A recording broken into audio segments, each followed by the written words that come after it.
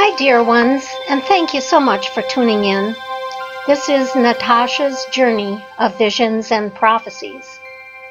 When determining what messages to share with you in each video, I want to focus on that which propels each and every one of you to reach your highest potential, and that is wrapped in love and goodness. In my last video, Dare to Share Dreams, Visions, and Prophecies, I urged you to listen to that still small voice inside you. Today I'm going to share with you my thoughts on how to find that inner voice and bring it to life in your daily activities. Before we talk about the specifics of how to do that, let's talk about the layers of consciousness. You probably already know about conscious, subconscious, and unconsciousness. The other aspects of that is in the realm of dreams. Then that's the gray area. Dreams in themselves absolutely amaze me. Dreams seem to be a blend of past memories, sometimes precognition. It's really baffling to me how complex dreams can be. Another layer of consciousness is revealed through hypnosis. These are all like layers of an onion. The outer layers are thin and often transparent.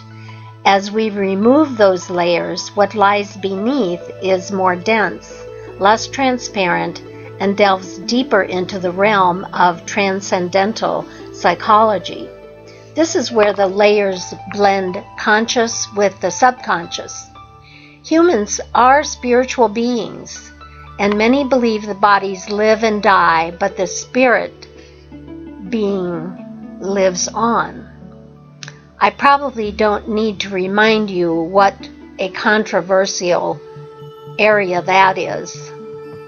And the topics of religion, deism, theism, atheism, Gnosticism are not going to be taught here or discussed.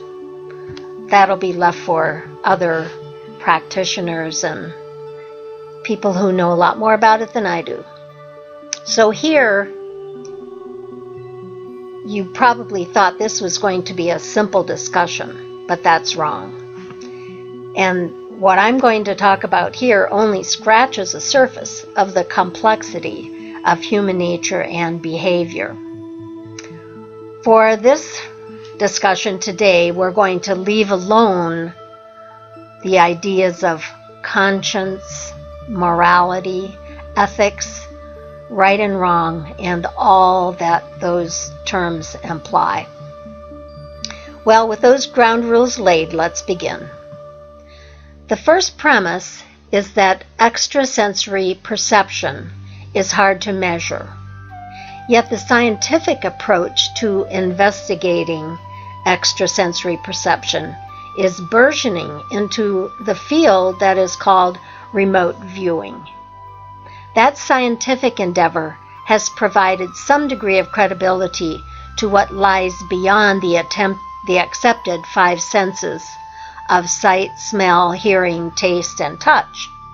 Just as our idea of dimensions of reality is commonly limited to 3 dimensions, many postulate that there may be much higher levels of dimensions of reality.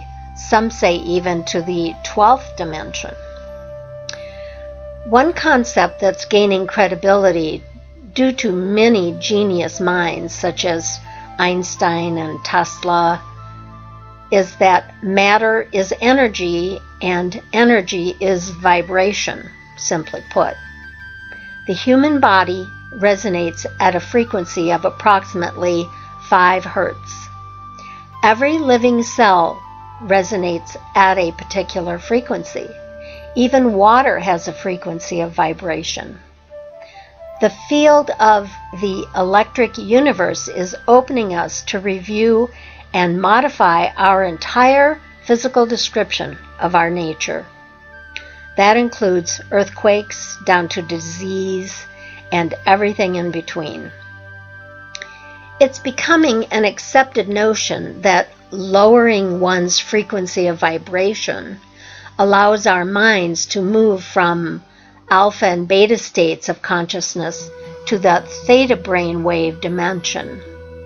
Many people who attain that theta state report that they experience words or ideas or descriptions of events similar to what Edgar Cayce reported back in the 1930s during his dream state. He was known as the sleeping psychic. So, some people go into a dream state to receive messages from a higher level of precognition. Others meditate to attain that resonance that puts them into a higher level of consciousness or a frequency of vibration.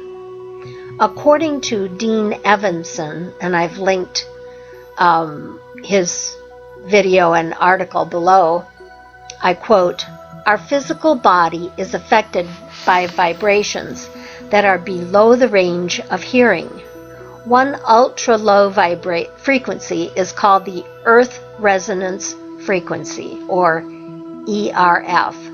This common frequency of our beautiful planet is located primarily at 7.83 Hertz, or cycles per second.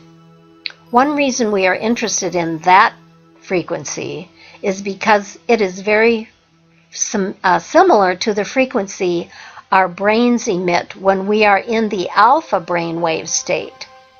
There are several factors that play here, and we'll share our understanding of the scientific basis of resonant frequency and try to explain how that ties in with the state of our consciousness.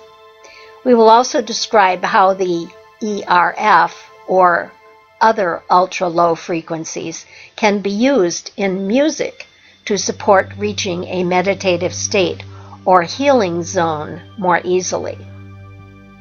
It may be more than coincidence that the Earth resonance frequency of 7.83 Hertz is similar to the frequency that our brains emit when we are in the state of consciousness, right on the cusp between alpha and theta brainwave states. As you may know, our brains emit ultra-low frequency sound waves that vary depending on the state of our consciousness. When we are in our busy, rational frame of mind, our brain emits beta frequencies in the range of 14 to 20 Hertz. This is called our beta brainwave state, and it occurs when we are active and thinking, doing computer work, driving a car, or something that requires left brain thinking. We need to access this state to function in the world on a daily basis. When we are seeking a space to meditate, we want to drop down into the next state, which is deeper and more relaxed. So we enter the alpha state. This is when we are awake and alert, but very peaceful and calm and centered.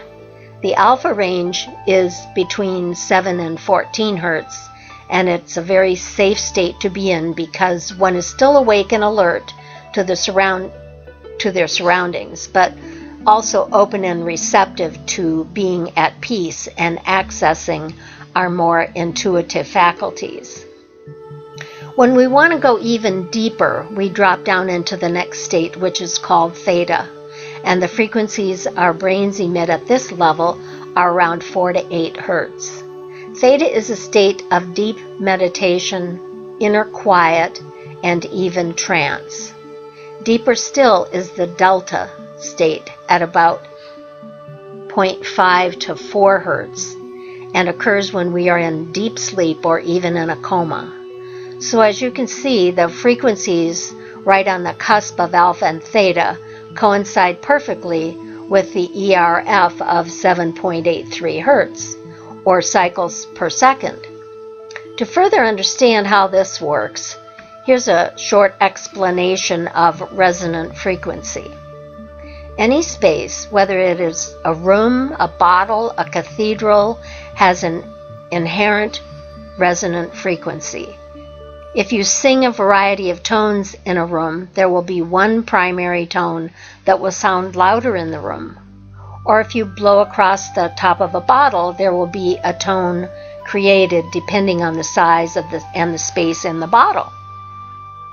These are the resonant tones or frequencies inherent to the room or to the bottle.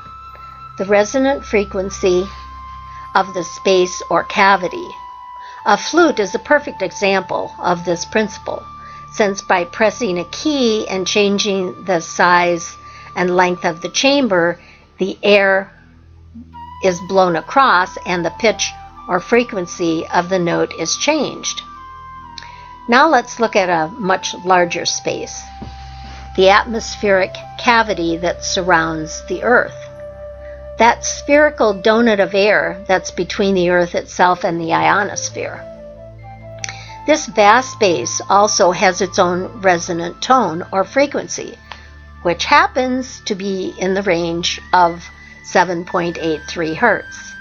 This exact frequency was actually predicted mathematically by a German physicist and professor named Winfried O. Schumann in the 1950s. What he calculated by using the size of the Earth, the atmosphere, and other factors has since been shown via instrumentation to be that same 7.83 Hertz that he had postulated. Today we call that the Schumann Resonance. So, how can tuning into the Earth's resonant frequency help reach a deeper state of meditation? Of course, the easiest way to access that is to spend time in nature, away from man-made frequencies such as the 60-cycle hum of electronic devices and other frequencies that are found in cell phones, computers, traffic, and the many transmitters that surround us in our modern lives. It is difficult to experience the ERF in cities with all the modern sounds and noises that we sometimes need to add this frequency to recorded music. The way it works is through a process called entrainment. Entrainment is simply the synchronization of an organism to an external rhythm, two bodies vibrating together. The ERF and other ultra-low frequencies entrain at the more delicate levels of our brain waves, the state of mind, and our consciousness. Adding the Earth's own natural frequency to our aural ecosystem can be one more pillar of support on our meditation or healing path. While nothing can surpass the peace that comes simply from being in nature, at least having the ERF available helps mitigate the intensity of sound. Nature Studio itself puts us at that ultra-low frequency, subliminally, that also can be obtained under recorded music or sounds of nature. This is done through a process called amplitude variation, and it is not heard with the ears, but rather felt or sensed by the brain itself. This has been shown to be helpful in moving to a deeper, more relaxed state in preparation for or as part of one's meditation practice. The background music in this video and in all of my videos is at the vibrational frequency that allows me to enter that theta brainwave state of consciousness. It is nearly as effective to me as a post-hypnotic suggestion of snapping fingers to go back into that hypnotic state. I personally began having visions of precognition during an experience called bioentrainment that enhances the experience that leads to precognition that I call visions. These visions came to me while I experienced bioentrainment on what is called a Genesis machine, and I've explained a little bit about that in my last video. This machine, shown here, was in a soundproofed room with black walls, and the brochure that I was given when I experienced this the first time, says this: Genesis therapy is based on the view that a human being is not only a physical body, but also consists of a complex pattern of energy that has an innate drive toward growth, order, and wholeness. In this view, disease is associated with disorder, deficit, and/or blockage of the energy flow of life. The Genesis machine experience creates an environment for energy flow to occur. Through the pleasurable experience of profound relaxation achieved through bioentrainment, the client is guided into a relaxed state of consciousness. This level of consciousness, the music, the vibrations, promote de-armoring, which releases the energy tied up in armoring. And that means memories and experiences that are stored in the body, making it available for creativity and personal growth. Because body, mind, and emotion are inseparable, a change in one brings about a change in the others. So, what is bioentrainment? Entrainment is an event that happens between two or more vibrating systems when they come into step or phase with each other. Since all matter, light, and sound are made up of vibrations, entrainment is the universal potential. The effect is an increase in harmony, efficiency, and flow between any two or more systems. Through interaction with the Genesis machine, the client learns to relax and allow the music and vibration to deeply penetrate his or her body and loosen the rigidity of the long-held tension or stress. When I was on the Genesis machine, words and diagrams and names and places were described and came into my awareness. I felt like I was flying in space, and I assume it was similar to what people describe as an out-of-body experience, and sometimes even that same process as remote viewing. The sessions on the Genesis machine lasted 1 hour, and the visions came to me while I was lying on the table that was hooked up to the machine, and it slowly raised the frequency of vibration. I believe the same or similar state of higher vibrational frequency can be obtained through meditation, through guided visualization, and hypnosis. I believe that attaining that higher frequency of vibration allowed me to break through that veil that opens the door to what I call universal truth, wisdom, and knowledge. This door opens to a higher realm of existence beyond the everyday level of the third dimension. I don't know exactly what level I was at, but it certainly opened doors beyond the physical level of existence. Many messages that I received came to me through a process called automatic writing. I would meditate to attain that state of theta brainwave, and then I would put my pen or pencil to the paper, and words would flow, and I would write them all down. In the next video, I will explain in detail how you, too, can use automatic writing to receive messages from loved ones, from the other side, spirit guides, and angels. So I thank you for watching and for your support. Please like, share, comment, subscribe, and don't forget to ring that bell. God bless you and keep you safe. I am Natascha.